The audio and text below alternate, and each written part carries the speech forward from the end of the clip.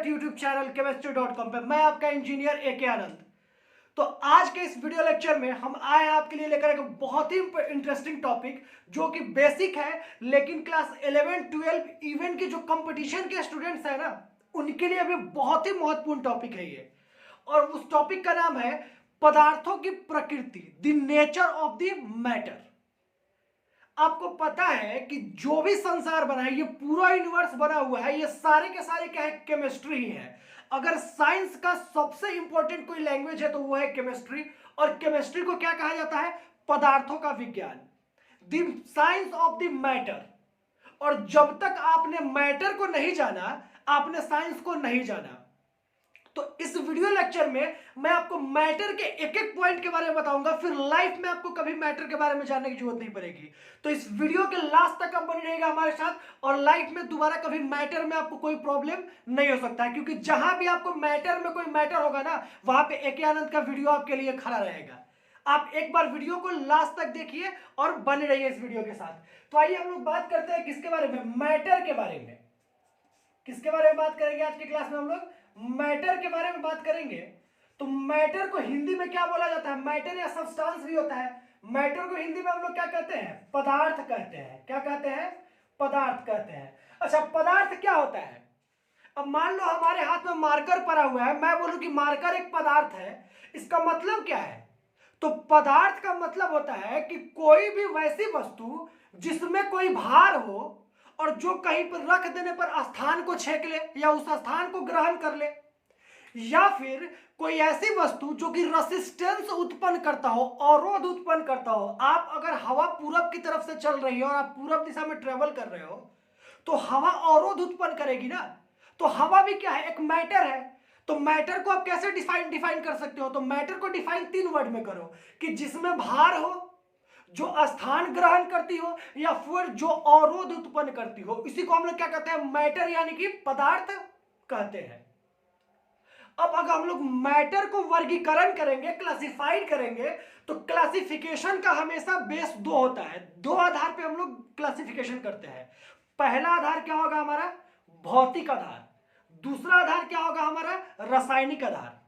तो मैटर को अगर हम क्लासिफाइड करेंगे, तो मैटर को क्लासिफाइड करने का जो हमारा आधार होता है वो 2 आधार होता है, मैंने जैसा कि आपको बताया। तो पहला हमारा क्या होगा? एक होगा फिजिकल क्लासिफिकेशन, और दूसरा क्या होगा हमारा? केमिकल क्लासिफिकेशन, यानी कि भौतिक वर्गीकरण और रासायनिक वर्गीकरण।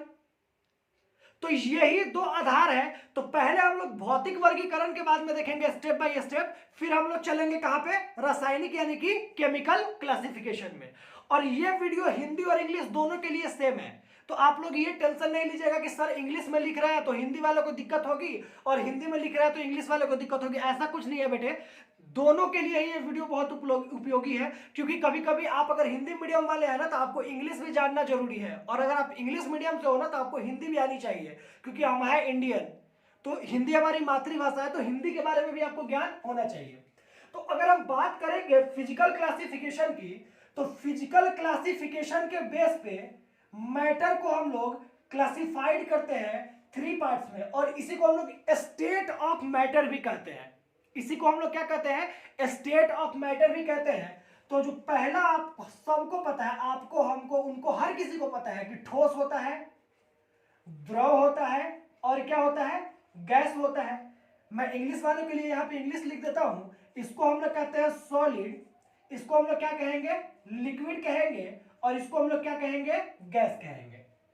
तो भौतिक वर्गीकरण के आधार पर पदार्थ की 3 अवस्थाएं होती है। पहली अवस्था ठोस अवस्था, दूसरी अवस्था द्रव अवस्था, तीसरी अवस्था गैस अवस्था होती है। क्लियर है? किसी को कोई दिक्कत? कोई दिक्कत नहीं है। अच्छा, अगर आप इंटर के स्टूडेंट हैं तो आपके लिए ये जानना बहुत जरूरी है कि ठोस पदार्थ, यानी कोई भी ठोस पदार्थ होता है, उसको भी हम लोग क्लासिफाइड कर सकते हैं, उसको भी हम लोग वर्गीकृत कर सकते हैं। और इसको जब वर्गीकृत करेंगे, क्लासिफाइड करेंगे, तो ये भी 2 टाइप से वर्गीकृत होगा। एक होगा क्रिस्टलाइन सॉलिड, एक होगा क्या हमारा? क्रिस्टलाइन सॉलिड, और दूसरा होगा एमोर्फस सॉलिड।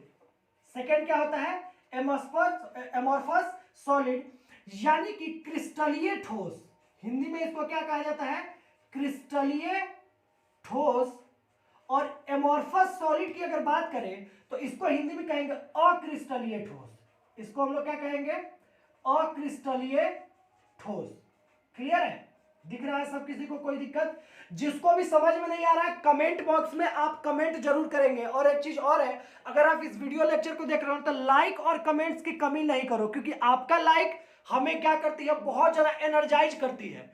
वो हमें बहुत ज्यादा एनर्जी प्रोवाइड करती है कि बच्चे हमारे क्लास को लाइक कर रहे हैं, देख रहे हैं, तो और अधिक एनर्जी के साथ और अधिक मन से बच्चों के लिए वीडियो बनाओ। तो आपको हमारे अंदर से कितनी एनर्जी निकलवानी है ना, ये आपके लाइक्स के ऊपर डिपेंड करता है। तो क्लास को आप लाइक जरूर करते रहिए, अपने फ्रेंड के साथ शेयर जरूर कीजिए ताकि आपके फ्रेंड्स भी पढ़े, क्योंकि हमारा नारा है क्या? सब पढ़े और सब बढ़े। समाज का, किसी देश का विकास कब होगा? जब सब पढ़ेंगे और सब बढ़ेंगे तब। सिर्फ हमारे पढ़ लेने से, हमारे कमा लेने से समाज या देश आगे नहीं बढ़ सकता है। उसके लिए हर किसी को कंट्रीब्यूट करना होगा। हर कोई कंट्रीब्यूट कब करेंगे? जब सब पढ़ेंगे तब। तो आप अपने दोस्तों के साथ भी इस क्लास को जरूर शेयर कीजिएगा। तो ठोस को हमने दो भागों में वर्गीकृत किया। पहला क्या है? क्रिस्टलीय ठोस। दूसरा क्या है? अक्रिस्टलीय ठोस। अब बात करें अगर हम ठोस की, ठोस क्या है? ठोस पदार्थ, जो अवस्था है किसी पदार्थ की ठोस, वो क्या है? तो ठोस के बारे में अगर बात करें तो सबसे पहला क्या होता है कि इनका आकार निश्चित होता है। दूसरी अगर बात करें तो इनकी आयतन यानी कि वॉल्यूम क्या होती है? यह भी निश्चित होती है, फिक्स होता है। अगर हम डेंसिटी की बात करें यानी कि इनके कणों के बीच में घनत्व की बात करें तो इनका घनत्व काफी ज्यादा उच्च होता है, काफी हाई डेंसिटी होता है। क्लियर है? किसी को कोई दिक्कत? अच्छा, इनकी मेल्टिंग पॉइंट जो होती है यानी जो द्रवणांक होती है जिस पे ये गलना शुरू करते हैं वो भी काफी ज्यादा हाई होता है। इंटरमॉलिक्यूलर फोर्स यानी कि ठोस पदार्थ के दो कणों के बीच में जो आकर्षण बल लगता है, अट्रैक्शन फोर्स लगता है, जिसको कि हम लोग अंतर आणविक बल, इंटरमॉलिक्यूलर फोर्स कहते हैं, वो भी काफी ज्यादा क्या होता है? हाई होता है। इसीलिए क्लास 11th एनसीईआरटी अगर आप उठा के देखोगे उसका पहला क्वेश्चन आपसे पूछा गया है कि ठोस कठोर होते हैं क्यों? Solid are hard, why? और उसका जवाब यही है कि ठोसों के कणों के बीच में अंतर आणविक बल अधिक पाए जाते हैं, जिसके कारण एक दूसरे से काफी मजबूती से बंधे होते हैं, जिसके कारण यह कठोर होता है। क्लियर है? किसी को कोई प्रॉब्लम? चलो अब बात करते हैं द्रव के बारे में। तो द्रव क्या होता है? तो देखिए, द्रव की बात करें अगर उसकी आकार की, तो द्रव का अपना कोई निश्चित आकार नहीं होता है। लेकिन अगर बात करेंगे हम द्रव के आयतन की, वॉल्यूम की, तो उसकी निश्चित आयतन होती है। अब एक बात बताओ, आपको घर से कहा गया कि अब मार्केट जाओ और मार्केट से दूध खरीद के लेके आओ। तो आपने दूध का अगर पैकेट लेके आया तो अभी तक वो पैकेट में पड़ा हुआ था, तो वो पैकेट के आकार का था। लेकिन क्या पैकेट में ही रखे रखे आप दूध को बॉयल करोगे? बिल्कुल नहीं करोगे। पैकेट से उसको निकाल के और किसी बर्तन में डालोगे। तो जैसे ही आपने उसको बर्तन में डाला, अब उसका आकार किस आकार का हो गया?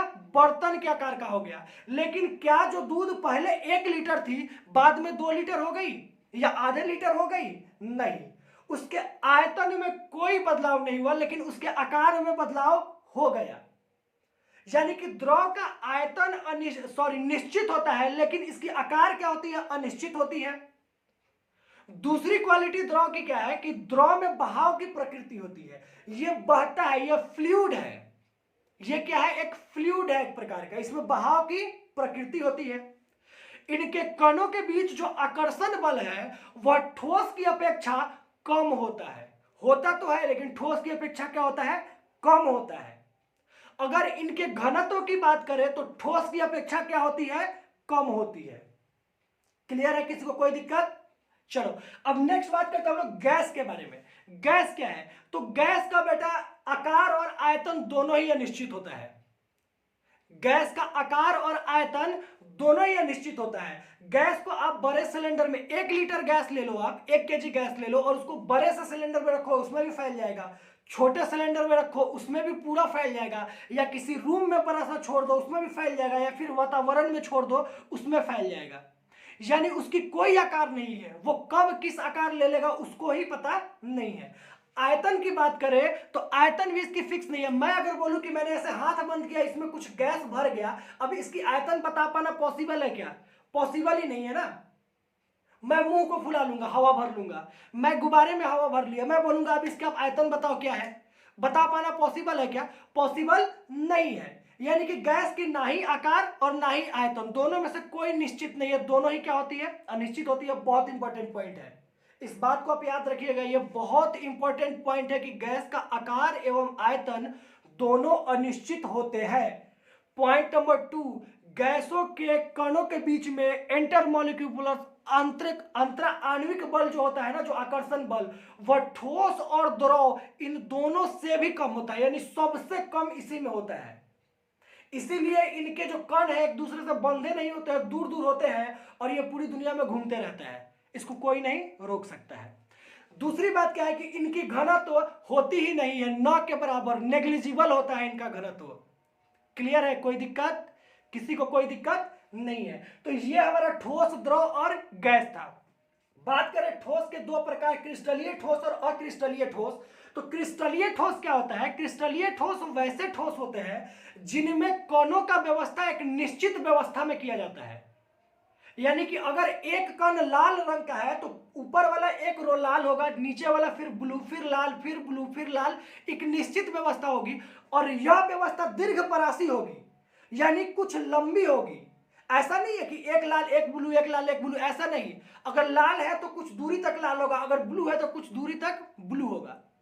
लेकिन अक्रिस्टलीय ठोसों के कणों की व्यवस्था होती है, इसकी कोई अपनी निश्चित व्यवस्था नहीं होती है। ये लाल, ब्लू, नीला, पीला कहीं भी आ सकता है, किसी के बाद कोई दूसरा आ सकता है, इसकी कोई गारंटी नहीं है। तो यह है क्रिस्टलीय और अक्रिस्टलीय ठोस, जिसको स्क्रीनशॉट लेना है, फटाक से स्क्रीनशॉट लो। फिर हम लोग चलेंगे किस पर? केमिकल क्लासिफिकेशन पे।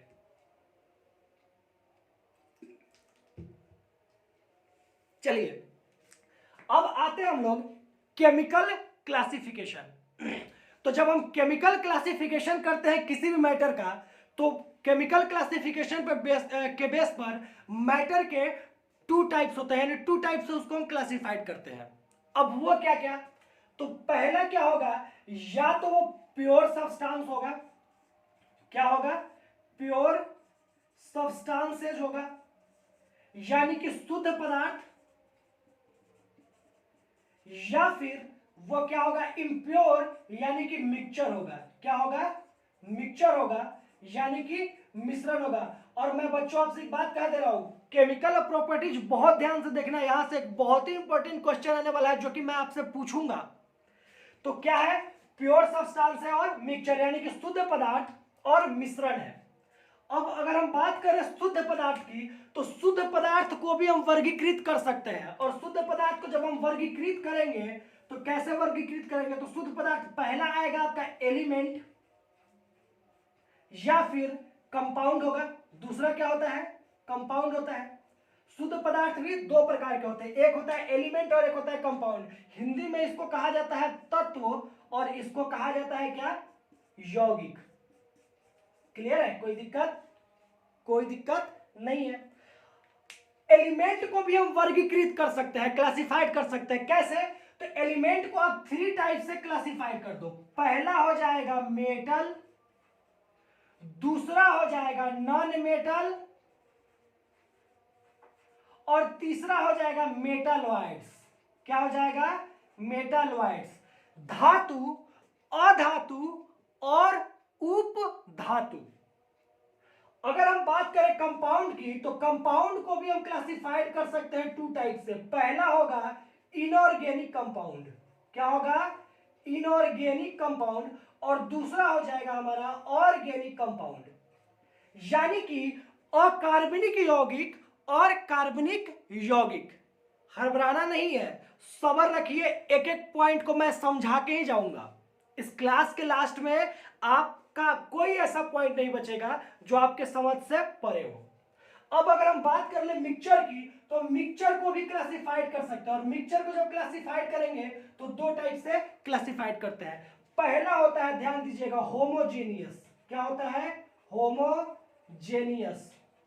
और दूसरा होता है हमारा हेट्रोजेनियस। दूसरा क्या होता है हमारा? हेट्रोजीनियस, हिंदी में अगर बात करोगे तो होमोजीनियस को कहते हैं समांगी मिश्रण। क्या कहते हैं? समांगी मिश्रण। और अगर हेट्रोजीनियस की बात करेंगे तो इसको हम लोग कहते हैं विसमांगी मिश्रण। क्या कहते हैं? विसमांगी मिश्रण। तो एट फर्स्ट हम आएंगे मिक्सचर पे, इसको कंप्लीट कर लेंगे, फिर हम लोग आएंगे प्योर सब्सटेंस पे। तो क्या मिक्सचर क्या होता है? मिक्सचर का मतलब होता है कि वैसे पदार्थ जिसमें दो अलग अलग तत्वों के, दो या दो से अधिक तत्वों के अवयवी कण एक साथ मिले होते हैं, उसी को मिक्सचर यानी कि मिश्रण कहा जाता है। मैं फिर से रिपीट कर रहा हूं, ध्यान दीजिएगा। मिक्सचर वैसा पदार्थ है जिसमें दो या दो से अधिक तत्वों के अवयवी कण एक दूसरे के साथ अनिश्चित मात्रा में मिले होते हैं। उसका कोई फिक्स रेशियो नहीं होता है, अनिश्चित अनुपात में मिला होता है। ऐसा नहीं है कि एक अगर 1 kg है तो दूसरा 2 kg होगा, कोई गारंटी नहीं है। आपका मन करे आप 3 kg मिला लो यार, आपका मन करे आप 4 kg ले लो, वो आपके ऊपर डिपेंड करता है, यानी उसका कोई रेशियो नहीं होगा। वही क्या कहलाएगी? मिक्सचर कहलाती है। हेट्रोजीनियस और होमोजीनियस क्या होता है? होमोजीनियस मतलब समांगी मिश्रण। समांगी मिश्रण क्या हुआ? यहां पर एग्जांपल देना, मैंने बोला आपके घर पे फूफा जी आए हैं। अब फूफा जी आए हैं तो आप क्या करोगे? फूफा जी साहब पूछोगे अच्छा बताइए आप चाय पीना पसंद करेंगे या शरबत पिएंगे? फूफा जी ने कहा कि मैं शरबत पीऊंगा। तो आपने क्या किया? नॉर्मली आपने पानी 1 गिलास लिया और उस 1 गिलास पानी में आपने चीनी डाल दिया और चम्मच से उस चीनी को आपने मिला के घोल दिया। अब फूफा जी को आप कहिए कि अच्छा एक बात बताइए फूफा जी, आप 1 चम्मच ऊपर से उठा के पी के देखो कैसा लग रहा है? मीठा लग रहा है। नीचे से 1 चम्मच निकाल के पियो, कैसा लग रहा है? मीठा लग रहा है बेटा।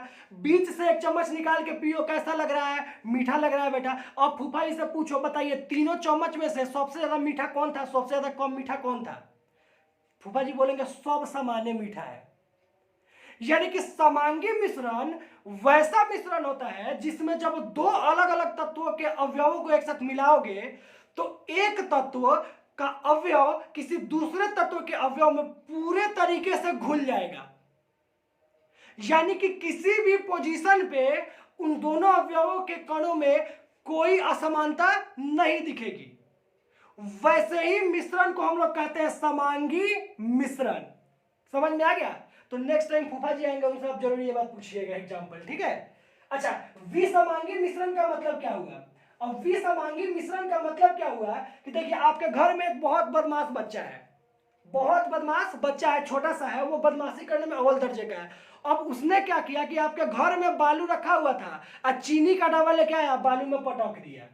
चीनी का डब्बा लेके आके क्या किया? बालू में पटक दिया। अब वो बन गया मिश्रण, और वो मिश्रण किसका बन गया? तो सैंड प्लस शुगर का। किसका मिश्रण बन गया? सैंड प्लस शुगर, यानी कि बालू और चीनी का बन गया। अब आपसे ये कहा जाए कि एक बात बताओ, अब ऊपर साइड से देखो, ऊपर साइड में बालू कम है कि चीनी ज्यादा है? तो ऑब्वियसली चीनी का जब डब्बा गिरा तो चीनी की मात्रा ऊपर साइड में ज्यादा होगी, यानी कि ऊपर में चीनी ज्यादा और बालू कम है। और बोले कि नीचे से देख के बताओ कि नीचे में चीनी ज्यादा है कि बालू कम है? तो नीचे में बालू ज्यादा है और चीनी कम है।